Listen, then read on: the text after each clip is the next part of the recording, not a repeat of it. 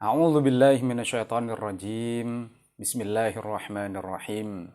Alhamdulillahi rabbil alamin wa bihi nasta'inu ala umurid dunya waddin. Wassalatu wassalamu ala nabiyyina Muhammadin sallallahu alaihi wasallam wa ala alihi wa ashabihi ajma'in. Amin ya rabbal alamin. Assalamualaikum rekan-rekan sekalian yang berbahagia. Alhamdulillah pada kesempatan kali ini kita bisa ketemu lagi ya, melanjutkan cerita tafsir tematik kita.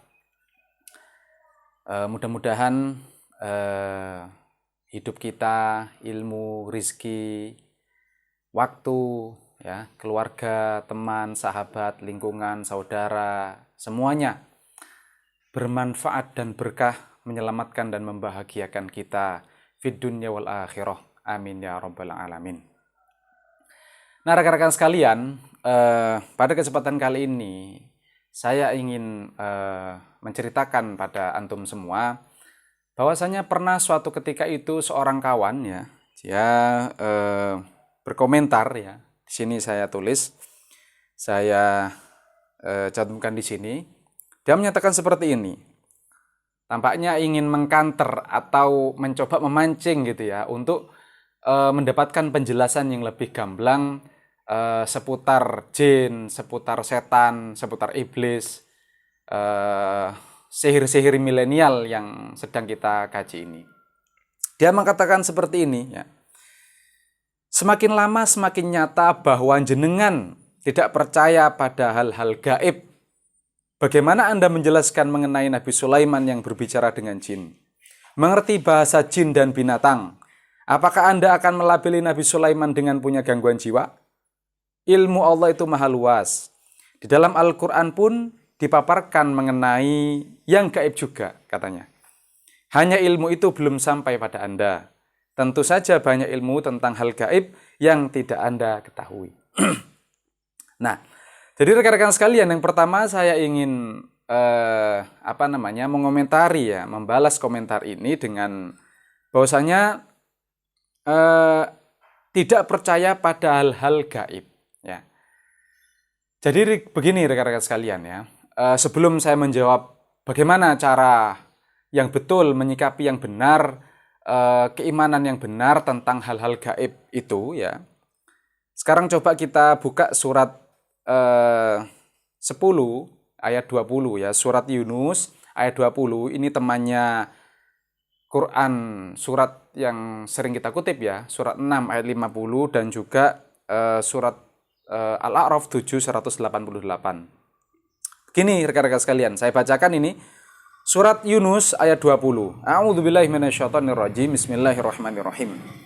Wa yaquluna laula unzila alaihi ayatun mir rabbih faqul innama al-ghaib lillah fantaziru inni ma'akum minal muntazirin. Ya. Mereka berkata kepada Nabi, mereka berkata orang-orang yang mengingkari kenabian Nabi itu, kerasulan Nabi Muhammad, mereka mengatakan orang kafir itu, andai saja diturunkan, kenapa tidak diturunkan kepada Nabi Muhammad itu ayat saja gitu.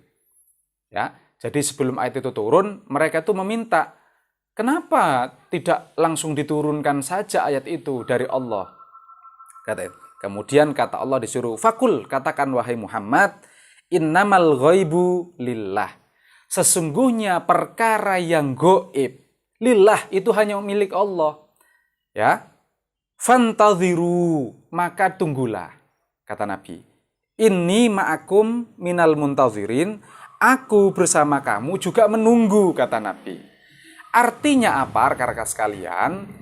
Jelas di situ disebutkan bahwa goib itu hanya milik Allah gitu loh. Nabi itu kalau nggak dikasih info sama Allah ya nggak tahu. Ya, tunggu kata Nabi. Fantaziru, tunggulah. Aku juga menunggu. Ini ma'akum minal muntazirin. Aku bersama kalian itu juga menunggu kata Nabi. Artinya kalau diminta hal-hal yang goib di luar informasi wahyu Quran, Nabi nggak ngerti juga gitu loh. Ya, seandainya, oh kok itu kok begitu langsung saja loh Muhammad minta ke Jibril itu diturunkan ayat. Oh nggak bisa. Nabi pun fantadhiru inni ma'akum minal muntadhirin. Nabi pun juga menunggu untuk hal-hal gaib itu. Nabi juga menunggu gitu loh. Nggak bisa nyuruh-nyuruh Jibril apalagi minta Allah dizikir, nggak bisa. Ya. Bahkan di ayat yang lain la taqulu inni fa'ilun dzalika ghadan. Ya. Jangan langsung kamu katakan aku akan melakukannya itu besok. Enggak. Illa ayyasha Allah, kecuali jika Allah berkehendak. Artinya kecuali kalau besok Allah infokan wahyu itu, maka aku akan kasih info, akan lakukan gitu ya. Ya. Jadi jelas di situ hal-hal gaib hanya milik Allah. Ya. Nabi pun juga menunggu gitu. Oke, yang kedua di surat 7, surat Al-A'raf ayat 188. Ini begini bunyinya. A'udzubillahi minasyaitonirrajim. Kulla amliku li nafsi naf'an wala dharran illa masya Allah. Walau kuntu a'lamul ghaib lastakthartu minal khair. Wa ma massani asu illa nadhirun wa basyir liqaumin yu'minun. Ya, perhatikan redaksi ini. Walau kuntu a'lamul ghaib. Ini kata Nabi. Seandainya aku mengerti yang gaib, kata Nabi, seandainya aku mengerti yang gaib, ya. Lastakthartu minal khair. Pasti aku akan berbuat kebaikan sebanyak-banyaknya nih. Kalau aku tahu yang gaib itu. Kalau seandainya Jibril itu bisa di-calling kapanpun, dimanapun, bagaimanapun, lastakthartu minal khair, maka aku akan berbuat kebaikan sebanyak-banyaknya. Kalau aku mengetahui yang gaib itu. Jelas ini. Berarti Nabi tidak mengetahui yang gaib itu maksudnya. Ya, Jibril tidak bisa disuruh-suruh, apalagi Allah gitu ya. Ya, wa mamasaniya su, tentunya aku tidak akan ditimpa kemudorotan, kesusahan, bencana atau musibah. Seandainya tahu yang gaib, seandainya yang gaib itu tampak semua di penglihatan Nabi, ya Nabi akan berbuat sebanyak-banyaknya kebaikan dan tidak mungkin Nabi terkena kesusahan atau kekalahan, misalkan di perang itu menang terus. Nyatanya enggak, tidak. Ya, Nabi pernah kalah gitu ya di peperangan gitu ya. Nabi juga pernah minta pendapat sahabatnya terkait strategi perang dan lain seterusnya dan lain seterusnya. Artinya sekali lagi, urusan gaib itu milik Allah dan Nabi juga menunggu hal-hal gaib itu. In ana illa nadhirun wa basyir. Aku ini hanya, perhatikan. In, aku ini hanya nadhir. Aku ini cuma pemberi peringatan wa basyir dan pembawa berita gembira. Jadi Nabi ini hanya penyampai info. Yang itu info itu terkait dengan ancaman maupun terkait dengan berita gembira. Cuma itu Nabi itu. Hal-hal yang lain itu sama dengan basyarun mithlukum. Manusia-manusia seperti kalian, di sini liqaumin yu'minun. Jadi rekan-rekan sekalian, kalau disebutkan saya tidak percaya pada hal-hal gaib, tentu saja tidak betul. Jelas bahkan di alif lam mim dzalikal kitabul la raiba fihi hudal lil muttaqin alladzina yu'minuna bil ghaib. Ya. Jadi orang-orang yang beriman kepada hal gaib, tetapi ingat alladzina yu'minuna bil ghaib. Ghaib itu bil ghaib ada alif lamnya, al ghaib. Bukan alladzina yu'minuna bi ghaibin. Enggak ada alif lamnya, itu nakiroh, berlaku umum. Beda dengan books, misalkan dalam bahasa Inggris, book dengan the book. Itu beda. Kalau books nakiroh, umum, itu buku apapun. Buku sembarang apapun buku. Tetapi the book, buku itu loh. Gitu. Jadi menunjuk buku spesifik tertentu. Sama dengan gaib tadi. Kalau redaksinya yu'minuna bi ghaibin, mereka yang beriman kepada gaib, berarti semua yang gaib diimani. Gitu. Tidak, di situ ada alif lam. Itu the kalau dalam bahasa Inggris. Al-ma'rifah. Al-ma'rifah itu menunjuk pada sesuatu yang tertentu. Yaitu gaib tertentu, gaib nggak sembarangan, gaib yang ditentukan oleh info-info Al-Quran. Lah, bagaimana info-info gaib menurut informasi Al-Quran? Coba kita baca di surat An-Nisa, surat 4, ayat 136. Ya, perhatikan ini. Bagaimana iman yang diperintahkan oleh Allah. Ya.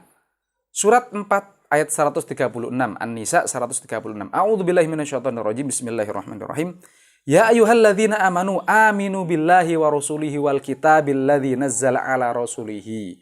Hai orang-orang yang beriman, berimanlah kamu kepada Allah. Jelas ini. Jadi yang diimani yang pertama adalah Allah. Allah ini sesuatu yang gaib, yang wajib diimani. Ya ini iman kita ini. Ya. Iman kepada Allah.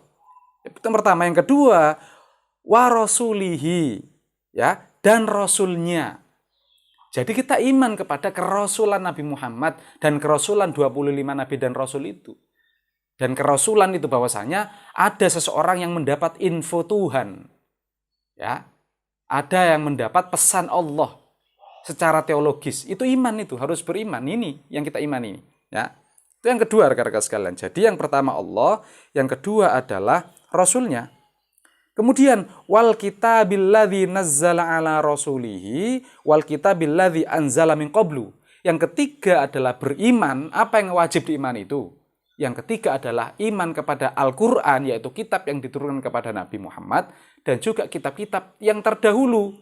Bahwasanya Allah pernah menurunkan Injil kepada Isa, bahwasanya Allah pernah menurunkan Taurat kepada Musa, bahwasanya Allah pernah menurunkan Zabur kepada Daud, bapaknya Nabi Sulaiman itu. Ya. Itu yang harus diimani gitu. Iman kepada Quran. Ya. Itu yang ketiga. Kemudian wa malaikatihi, dan juga iman kepada malaikatnya. Ini yang keempat. Ya, disuruh beriman kepada Allah. Aminu, jelas itu perintah. Berimanlah kalian. Yang keempat, beriman kepada para malaikat. Jadi kita iman kepada malaikat. Ya. Kemudian yang terakhir adalah wal yaumil akhir, dan hari yang terakhir. Bahwasanya nanti itu rekan-rekan sekalian, nggak ngerti kita waktunya, entah besok gitu. Mungkin seminggu lagi, mungkin sebulan lagi, mungkin 1 tahun lagi, mungkin 10 tahun, 100 tahun. Siapa yang tahu? Bahwasanya nanti itu ada hari yang terakhir. Misalkan sekarang, hari ini ya, ini hari yang terakhir. Misalkan kalau besok kiamat, berarti ini hari yang terakhir. Kalau besok kiamat, hancur semesta ini, ya, memang itu iman kita. Aminu, disuruh beriman pada hari yang terakhir. Misalkan ini hari ini terakhir, besok kiamat misalkan, berarti ini hari yang terakhir. Berarti kita iman itu akan ada hari kiamat itu. Akan ada kehancuran semesta ini, akan ada. Itu sama dengan kita misalkan bahwa kita akan mati misalkan. Sampaian yang cantik, sampaian yang ganteng, sampaian yang kaya, yang perkasa. Suatu saat pasti sampaian akan mati kan? Beriman kita ini. Beriman. Ya enggak? Kita mungkin sekarang happy-happy gitu, kayak enggak akan mati gitu. Tapi akal kita menyimpulkan kita nanti akan mati, itu pasti. Ya. Nah, jadi menurut Quran itu yang disuruh beriman pada al-ghaib itu 5 gitu. 5 ini tok. Loh, kalau urusan iman kepada jin, Masya Allah. Ya. Balkanu ya'budunal jin aktsaruhum bihim mu'minun. Itu dikritik sama Quran. Ya. Bahwasanya mereka itu menyembah jin dan kepada jin itu mereka beriman. Masya Allah. Ya. Nah, rekan-rekan sekalian, maka gaib itu ada 2. Ada yang gaib betulan yang wajib diimani, ada yang gaib hayalan, rekaan-rekaan belaka, fiksi. Ya, fiksi belaka, rekaan belaka, karangan-karangan akal pikiran kreatif manusia. Jadi ada 2, yang pertama adalah gaib betulan yang memang itu wajib diimani, yang kedua ini gaib hayalan. Ya, yang secara keimanan teologis itu haram diimani, rekan. Enggak boleh kalau gaib yang hayalan-hayalan itu loh. Misalkan nih, tadi malam ada seorang yang mengaku didatangi kucing tapi kepalanya kelinci. Ya. Kemudian dia bisa ngomong misalkan, atau kuda misalkan datang ke rumahnya, nggak ada kepalanya misalkan. Terus bisa ngomong, memberikan kendi ajaib misalkan. Itu adalah hayalan-hayalan belaka. Lah, keimanan yang seperti itu nggak boleh, haram gitu. Jadi kayak yang seperti itu gaib hayalan, fiksi belaka, karangan ini loh, kreatif akal manusia ini loh. Nah, yang gaib model seperti itu tuh haram gitu loh. Jadi yang gaib yang harus diimani itu adalah informasi yang diinformasikan oleh Allah dalam Al-Qur'an, yaitu wajib diimani memang. Jadi kita wajib beriman gitu loh. Jadi tidak betul kalau misalkan saya tidak beriman kepada yang gaib, enggak betul. Ada hal-hal gaib yang memang wajib dan harus diimani. Ada hal gaib yang memang itu nggak wajib dan tidak boleh dan haram diimani. Ya, kecuali memang rekan-rekan sekalian, konteksnya ini hiburan, fiksi gitu loh. fiktif seperti novel, seperti film, seperti legenda, seperti cerita mitos, ya, cerita Sangkuriang misalkan kayak gitu-gitu. Itu adalah cerita HRK-an, memang konteksnya adalah hiburan, konteksnya adalah fiksi gitu loh, yang lantas dijual. Nah, itu kita menyikapinya sebagai fiksi gitu, bukan sesuatu sungguhan yang memang wajib diimani.